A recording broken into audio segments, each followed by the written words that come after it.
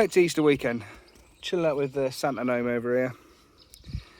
And he said to me, he's fed up of seeing this TT just sat there doing nothing. And he's right, so I should really get working on it.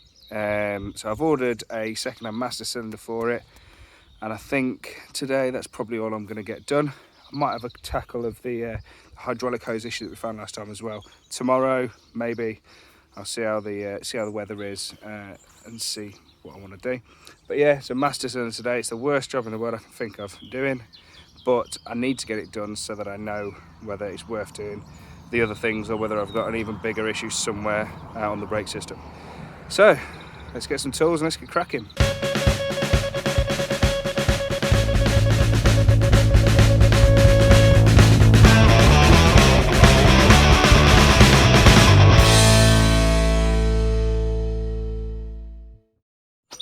I want to introduce you to my old phone, Huawei P20. This is what I used to be able to get all that really useful wide angle footage with. So we're going to use that today and see how well it does.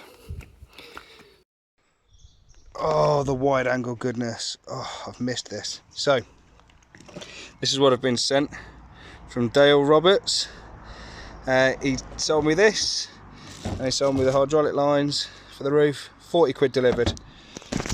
Absolute bargain. Really great guy to deal with as well in terms of responsiveness and just getting stuff sent out really quick. So if you need parts, I'm going to leave his details below.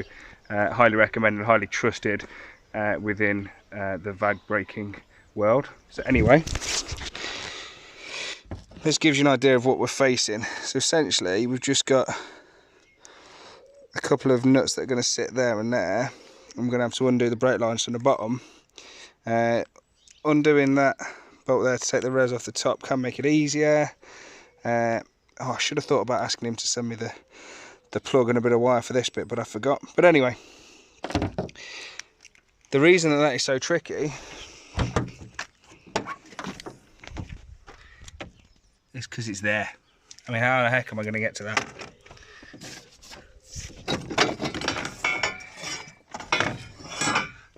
Just well and truly in there. So I'm going to take this off, I'm going to take this off, we're going to break down this, we're going to take the coolant bottle out of the way, we're going to rip everything out that could possibly be in the way.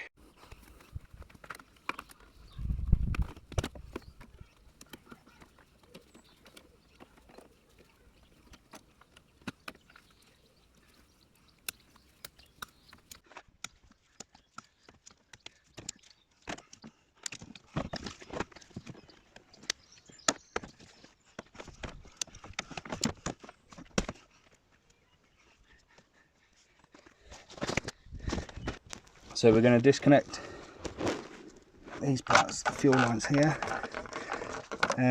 Realistically, you're going to want a way of catching any fuel that spills out of these. Just some rag or something like that. This hasn't been pressurised in a while, so I'm hoping that these will be okay. It's only a little bit of spill. There we go. And so then this part of it will just unclip. Alright, so now that we've unclipped these, we're going to want to get this out, which is going to require a little bit of wiggly fun where we can get this out, but ultimately that's what's going to give us access somehow back here to get to the nuts and bobs. This is what I was on about, there we go. So that's out of the way, and then look, you can see if I just zoom a little bit under there. Well, you can imagine, you can see where, based on this one, where it is. This is really impossible to show you, but it's basically like there is where the nut is. But yeah, so these are your pressure sensors. and then you've got your brake lines just there as well. So yeah, we're going to want to undo all of that and get it out.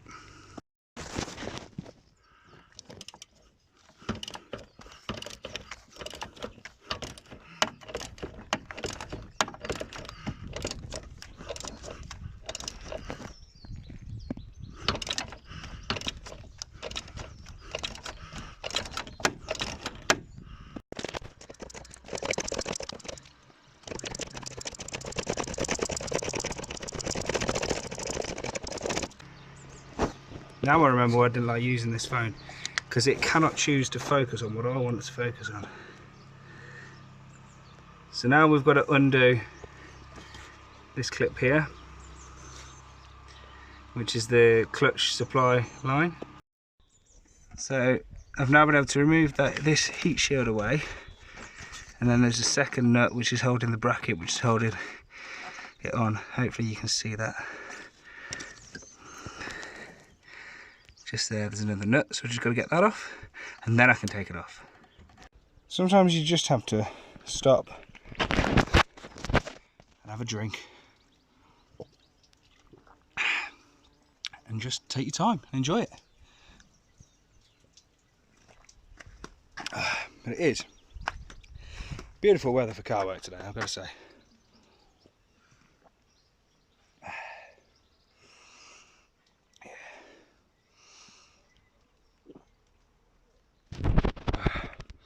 Back to the job at hand.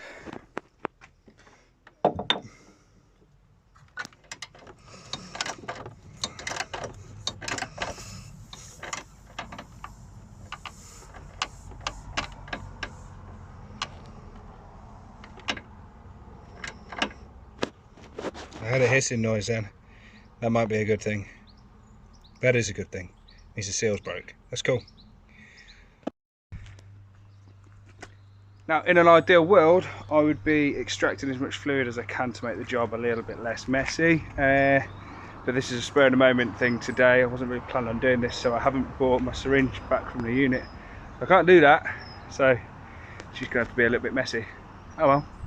But yeah, if you're doing this and you want it to be clean, whip some fluid out first.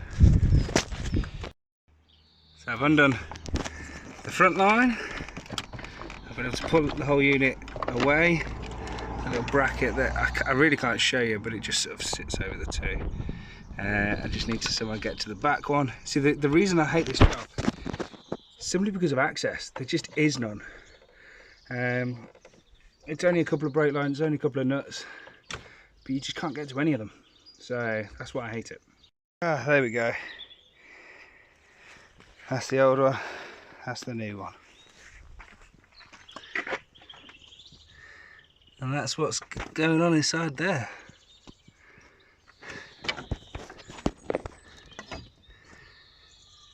That's what you got to get it past.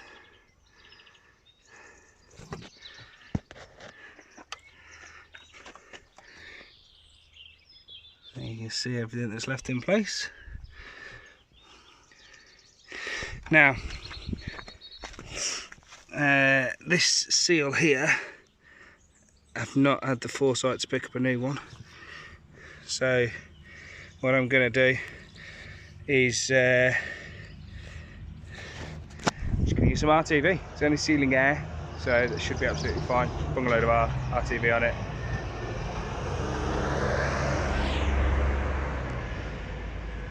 Farmers, eh?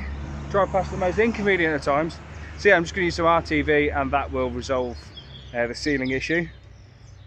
So as nice as it is that it's bright and sunny, it's playing havoc with the focus on everything that I'm trying to do. I've got no idea how this is going to turn out, but so I'm just going to show you in the shade what this looks like.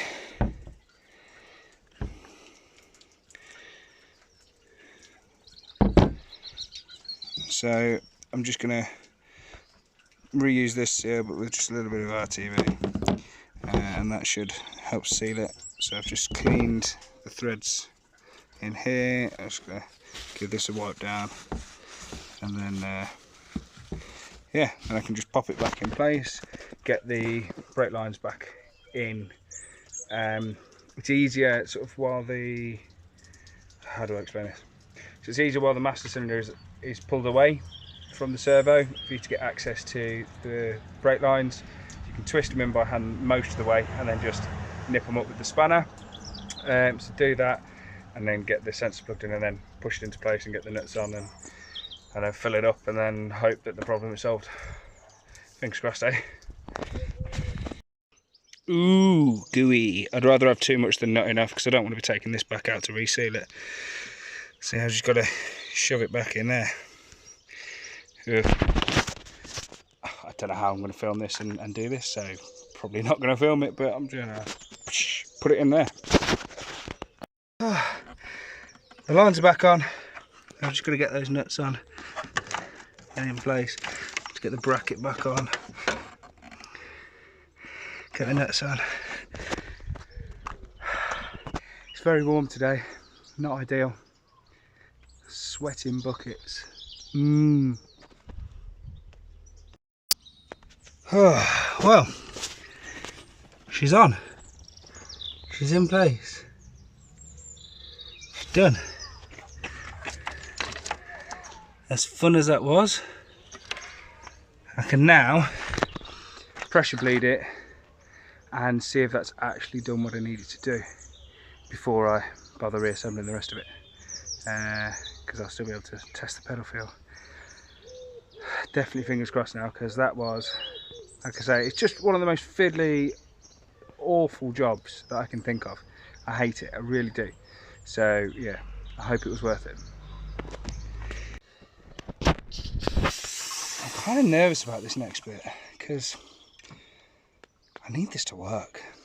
Now, the pedal's going to feel weird because it's going to have zero assist at all, because obviously we've had no vacuum. Well, any vacuum that was depleted as soon as we took it off. So we'll find out.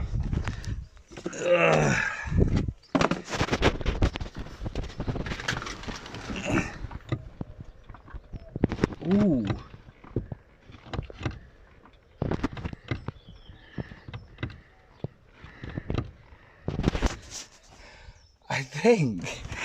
I think we might have cracked it. Maybe. Fingers crossed. I'm going to put the rest back together, sling it all in, refit into the reversal of removal, famous saying from the Haynes manual. So I'm just going to smash all that back in, give her a jump start, and let's see if we get brakes. So it might need bleeding again, but I'll know straight away if I've at least got some pedal there, which I didn't have before.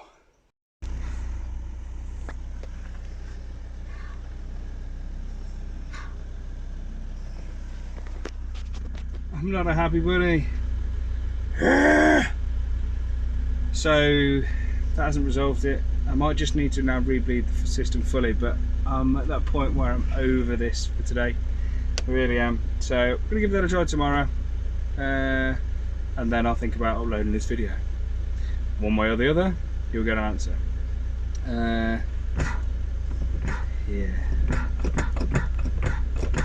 If I pump.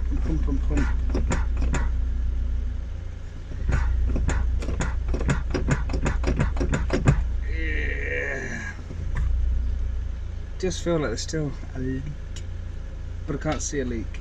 But I'm wondering whether there's like a flipping pinhole somewhere that I haven't been able to find. I might have to wire brush everything off and have a look properly. I've not been able to see any leaks. At no point has there been a puddle. You know, I can pump this for 20 minutes, there won't be a puddle anywhere. But maybe it is just a pinhole somewhere.